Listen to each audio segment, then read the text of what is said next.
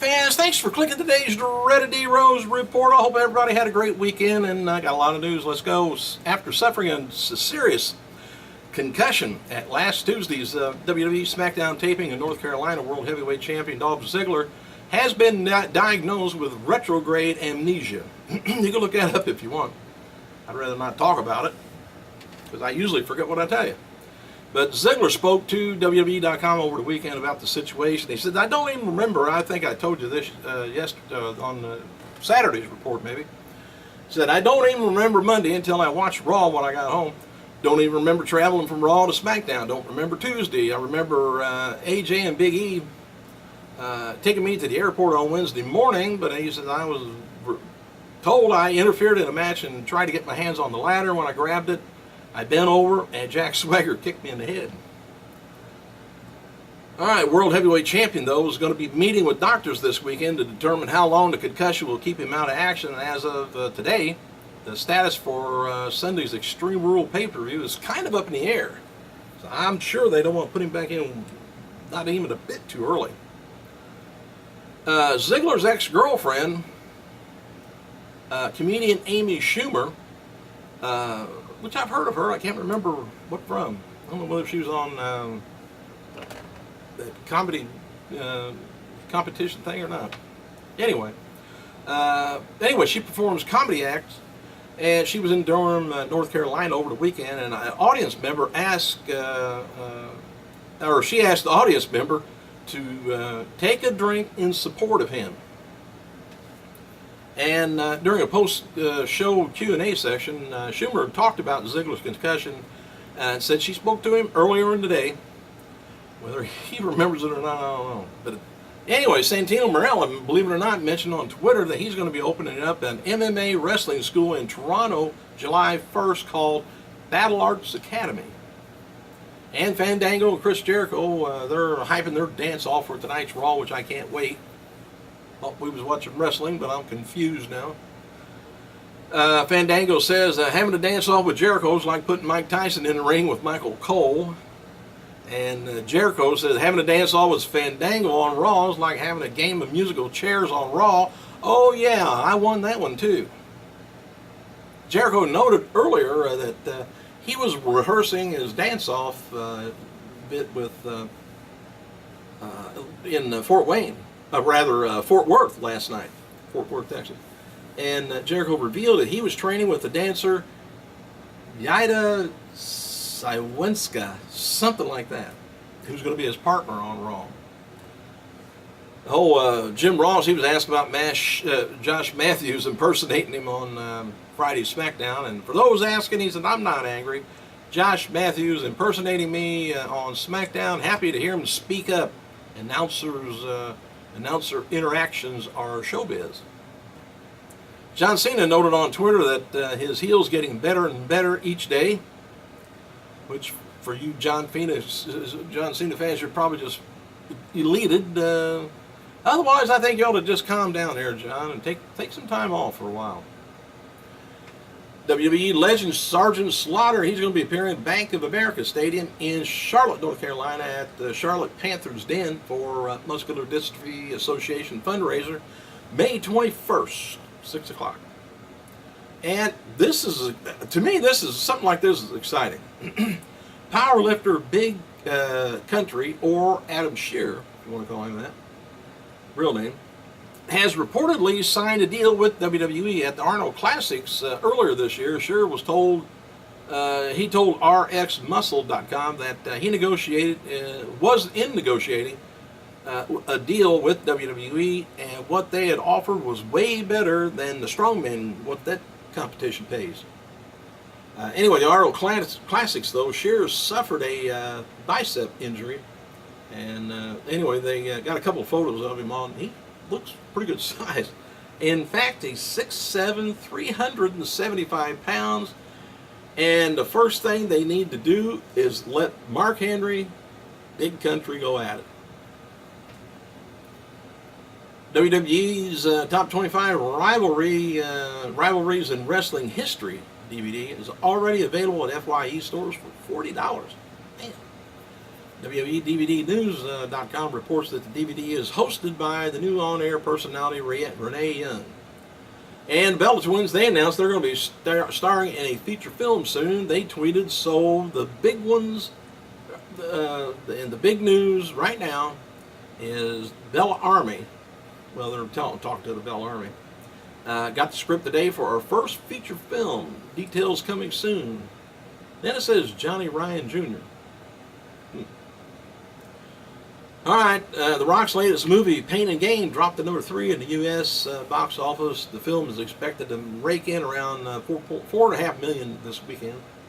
And John Cena and Ryback in the Last Man Standing match for the U.S. title is scheduled to headline the Raw live events after next week's Extreme Rules pay-per-view. You know, if they could afford it, WWE, no, how they couldn't, should get The Rock under their contract of WWE Studios and make some damn movies with him. Hell, normally he makes, and just his name draws in a boatload of money. But they got to pay him a boatload of money too, so. Hey, WWE NXT star Bronson noted that he suffered a severe spine injury back in October and couldn't walk without pain for a while, which is why he's been absent from NXT. And he put this on here in case you guys get NXT. Said, I want to publicly thank Dr. Joseph Maroon for fixing a very dangerous spinal injury that I've which had gotten steadily worse since October. 3 days ago I couldn't walk, and now I can walk without pain. Thank you, my friends and family who supported me, recovering well. It's going to take a while. He says, I'm boring myself. Go back to whatever you were doing. Bronson also notes that he will return when he's fully healed. He shouldn't have been walking around that long. Should have went ahead and got the thing taken care of in the beginning. Hindsight. Mick Foley, he was asked who. Now this is a good question. Who would win a fight between Mankind, Cactus Jack, Dude Love? He said during an interview with Kerrang. He said probably Dude, because he'd run away and let the other guys pretty much kill themselves, then swoop in, and for the easy victory, it would be just mind over matter. And by the way, if there was 3 individual people, Dude Love, Cactus, and Mankind, who would win? Kind of interesting. This weekend's airing of Saturday Morning Slam may have been the last episode for a while, as it's not scheduled to air next week. Noted earlier, WWE and CW officials are currently meeting and discussing the possibility of a second season, which would begin in the fall if it's picked up. And WWE Studios, No One Lives. Has anybody seen that? I'd like to know how it is before I spend my $10. Anyway, it took in $45,000 for a limited release this weekend. The film opened at about 53 theaters. It's only like $866 per theater, which is very low for an opening weekend of anything. But well above the WWE Studio limited release films after, Legendary. I don't know. It's just me. TNA, because you got to, if you want to make money, you got to spend money, and they do it on wrestling all the time. I mean, the events are great. The pyro, they go way over and above, and they get the payoff. But the movies are, I don't know who's ahead of that.